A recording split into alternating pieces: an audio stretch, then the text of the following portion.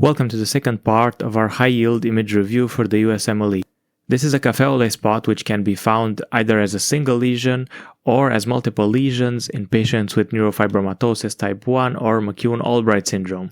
Here on the right side of the screen, on the CT scan, but corresponding to the left side of the patient, remember when we are looking at CTs, we are looking at them from below. In the area corresponding to the spleen, you have this hyperdense object, which is a bullet. So this is a gunshot wound. This is a photomicrograph of Actinomyces israeli, which is a bacteria, not a fungus. These bacteria aggregate to form these large pink structures. Here's an example of staghorn calculi, which are characteristic for infection with proteus.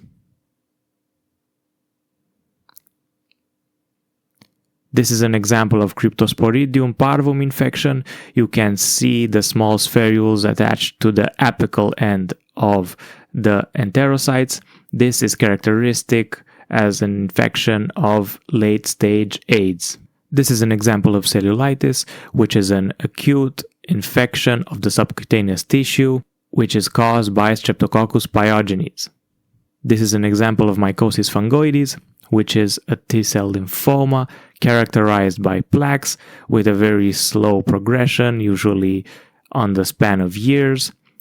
These plaques are reddish or purple and can present slight scaling. The T-cells in mycosis fungoides are CD4 positive.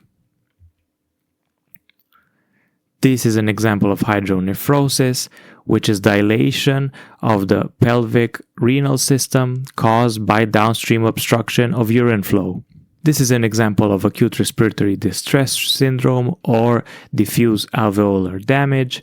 It is characterized by these very pink hyaline membranes that form on the alveoli and by acute inflammation as well as pneumocyte proliferation. This is an example of a fracture of the distal radius. This is common in older patients with osteoporosis, and the mechanism of appearance is falling down on a dorsiflexed hand. This is Tinea versicolor, which is a Malassezia furfur infection. Malassezia furfur is a fungus, and it is characterized by the appearance of these lighter and darker than the patient's skin color spots that appear usually on the trunk, head and neck, and upper arms. This is the characteristic image of sarcoidosis, which is an inflammatory granulomatous disease that affects mediastinal and axillary lymph nodes and is characterized by granulomas with multinucleated giant cells shown here by the arrowheads, which do not contain necrosis. This is a Zenker diverticulum, which is a defect formed between the cricopharyngeal and the inferior pharyngeal constrictor muscle.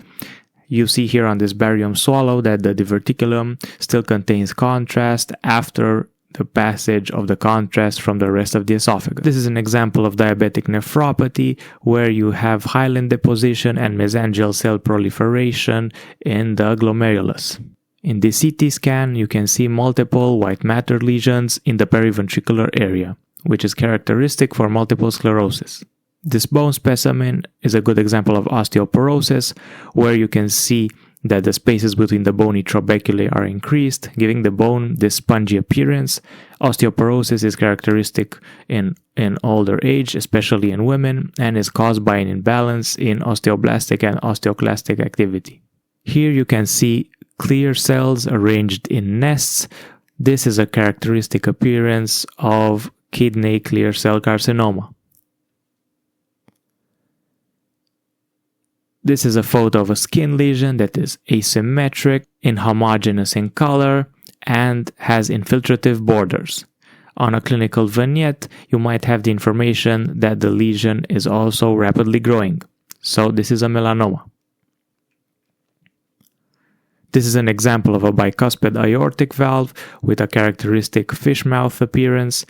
This bicuspid aortic valve is common in about 1 to 2% of the population, and it predisposes patients to aortic stenosis.